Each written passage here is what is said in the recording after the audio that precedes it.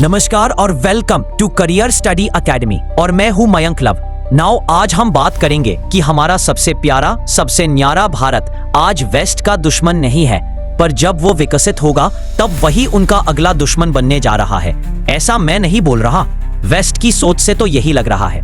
देखिए, दुनिया में ताकत को लेकर जो मनोविज्ञान चलता है वो वेस्ट की रणनीति में साफ साफ झलकता है। कोई ऐसी ताकत जो गुलामी से आजादी की आग में तपकर निकली हो, जिसे कभी पैरों तले कुचला गया हो, अगर वो दोबारा उठकर खड़ी हो जाए तो वेस्ट उसे अपलॉज नहीं देता, उसे पोटेंशियल थ्रेट कहकर घूरने लगता है।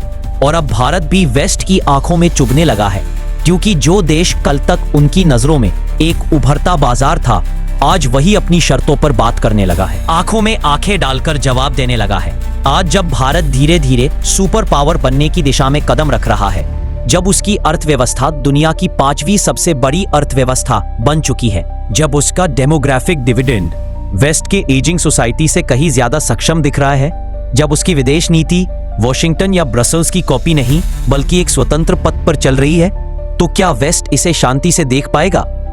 क्या वेस्ट, जिसे आज पार्टनर इन इंडो पैसिफिक कहता है, उसे कल कंपेटिटर नहीं मानने लगेगा? उसे तब भी वैसे ही मानेगा जब उसकी शक्ति अमेरिका या यूरोपियन यूनियन को टक्कर देने लायक हो जाएगी? जवाब शायद आप जानते हैं, बिल्कुल भी नहीं। तो बात इतनी सी है कि अमेरिका ने अचानक भारत की तारीफ करते हुए TRF यानी द रेजिस्टेंस फ्रंट को आतंकी संगठन घोषित कर दिया, और भारत में कुछ लोग खुशी से उछल पड़े जैसे ये अमेरिका की तरफ से कोई बड़ा तोहफा मिल गया हो। लेकिन असल में ये तारीफ उस कड़वी गोली पर चढ़ाई गई मीठी परत थी, जिससे भारत को हाल ही में तेल के मुद्दे पर निगलनी पड़ी, क्योंकि यूरोपीय संघ ने नयारा एनर्जी पर सैंक्शन लगा दिए और अमेरिका भले सीधे प्रतिबंध ना लगाए पर पीछे से वही खेल रहा है। ऐसे में जब भारत रूस से सस्ता तेल खरीदता है तो अमेरिका और उसका गिरोह तमतमा जाता है और कहता है, रूस से दूर हो जाओ, हमारी तरफ आ जाओ। ताकतवर की चलती है। अमेरिका और यूरोपीय संघ मिलकर भारत को बार बार समझाते हैं कि तुम्हारी स्ट्रैटेजिक ऑटोनॉमी तभी अच्छी है जब वो हमारे हिसाब से हो। अब सोचिए, जो देश हमें बार बार यह जताते हैं कि तुम हमारे दोस्त तभी हो जब रूस से नजदीकी कम हो, क्या वो वाकई दोस्त हैं? यही तो फर्क है रूस और अमेरिका में, एक दोस्त की तरह खड़ा रहता है, दूसरा शर्तों की लिस्ट भेजता है। चैथम हाउस की रिपोर्ट में कहा गया कि भारत खुद को non western but not anti western ताकत मानता है, पर रॉयटर्स जैसी पश्चिमी एजेंसियां पहले ही भारत को सेंट्रलाइज्ड पावर, ओपेक गवर्नेंस और एग्रेसिव नेशनलिज्म से जोड़ रही हैं। क्या ये संकेत हैं कि जैसे जैसे भारत स्वतंत्र विदेश नीति अपनाता है, वैसे वैसे वेस्ट की चिंता बढ़ती जा रही है? अगर किसी देश की स्वतंत्रता ही उसकी थ्रेट परसेप्शन बन जाए, तो क्या वाकई वो लोकतांत्रिक वैश्विक व्यवस्था है? आप आजकल सुन भी रहे हैं कि भारत की इकोनॉमी को अब तक की सबसे बड़ी चेतावनी मिली है, और वो भी सीधे अमेरिका से, जहां रिपब्लिकन पार्टी के दिग्गज और ट्रंप के करीबी सीनेटर लिंडसे ओलिन ग्राहम ने खुलेआम भारत, चीन और ब्राजील को धमकाया है कि अगर उन्होंने रूस से सस्ता तेल खरीदना बंद नहीं किया तो उनकी अर्थव्यवस्थाओं को क्रश कर देंगे। इससे पहले यूरोपियन यूनियन ने भारत पर सीधा इकोनॉमिक अटैक किया। पहली बार भारत की एक बड़ी ऑयल रिफाइनरी गुजरात की नयारा एनर्जी पर सैंक्शंस लगाकर उसे यूरोपियन मार्केट से बाहर कर दिया गया। मैंने इस पर एक डिटेल्ड वीडियो पहले ही बनाया था, जरूर जाकर देखें, आपको पूरी पिक्चर समझ आ जाएगी। रशिया पहले से ही ताकतवर था, इसलिए वेस्ट का दुश्मन बना। चाइना ने पश्चिमी सिस्टम का फायदा उठाकर ताकत पाई और अब उन्हीं नियमों को चुनौती दे रहा है, इसलिए वो भी खटकने लगा। भारत अभी वैसी ताकत नहीं बना, इसलिए उसे चीन के विकल्प के तौर पर इस्तेमाल किया जा रहा है, न कि बराबरी के दोस्त की तरह। लेकिन जब भारत भी ताकतवर बनेगा, क्या वेस्ट तब उसे एलाय मानेगा या फिर उसे भी खतरा बताने लगेगा? चलिए इसी सोच का एक जिंदा उदाहरण देखते हैं। टकर कार्लसन शो में जब जेफरी डी सैक्स से पूछा गया कि अमेरिका रूस यूक्रेन युद्ध को क्यों खींच रहा है, तो जवाब साफ था, रशिया को कमजोर करना मकसद है। कार्लसन ने पूछा, फिर इंडिया क्यों नहीं? जवाब मिला, इंडिया ताकतवर बनेगा तो उसके साथ भी वही करेंगे। मतलब साफ है, जो भी देश मजबूत हो उसे अमेरिका समर्थित वेस्ट रोकने की कोशिश करता है। दोस्ती भी सिर्फ तब तक है जब तक आप कमजोर हैं। जेफरी बोले, अमेरिका से दोस्ती खतरनाक हो सकती है। ये सोच अमेरिका की नीति दिखाती है।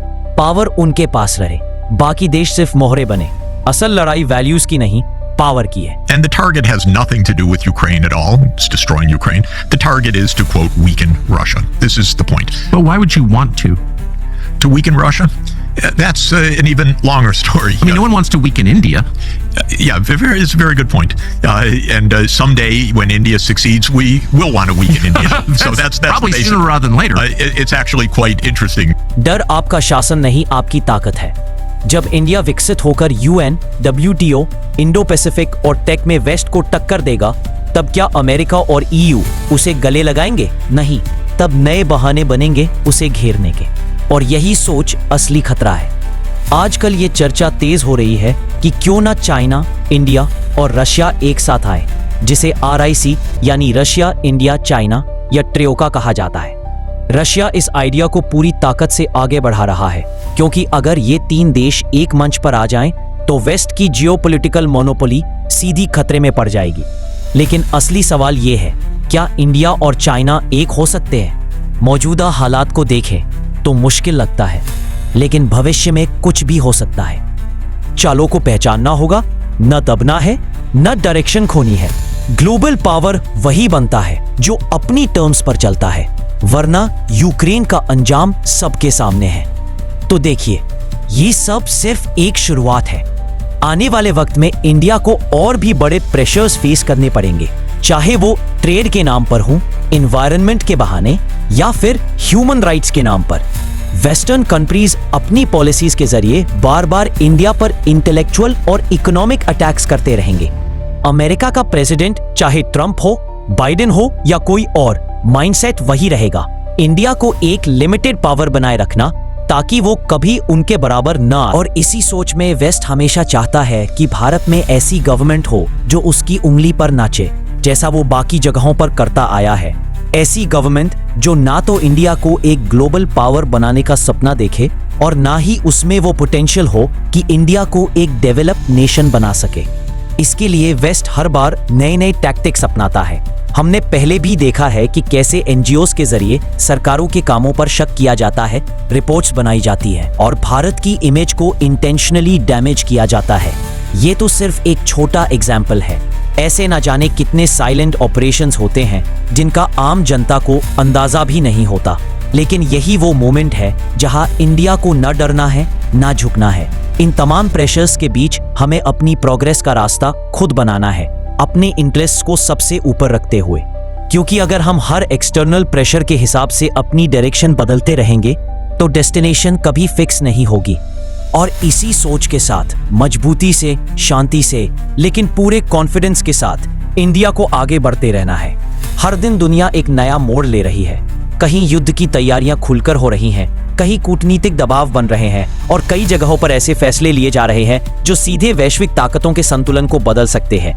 ऐसे समय में भारत की विदेश नीति, सुरक्षा रणनीति और अंतर्राष्ट्रीय रिश्तों को सही नजरिए से समझना सिर्फ जरूरी नहीं बल्कि अनिवार्य है। और यही मकसद है हमारे चैनल करियर स्टडी एकेडमी का। लेकिन ये मिशन तभी पूरा होगा जब आप हमारे साथ मजबूती से खड़े होंगे।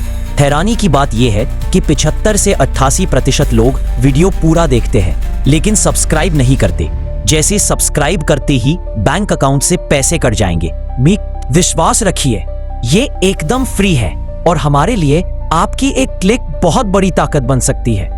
अगर आप चाहते हैं कि हर बड़ा जियोपॉलिटिकल अपडेट साफ, सटीक और समय पर आप तक पहुंचे, तो चैनल को सब्सक्राइब करें और बेल आइकन जरूर दबाएं, क्योंकि दुनिया बदल रही है और हमें उसकी हर चाल समय रहते समझनी है। हृदय से धन्यवाद। जय हिंद।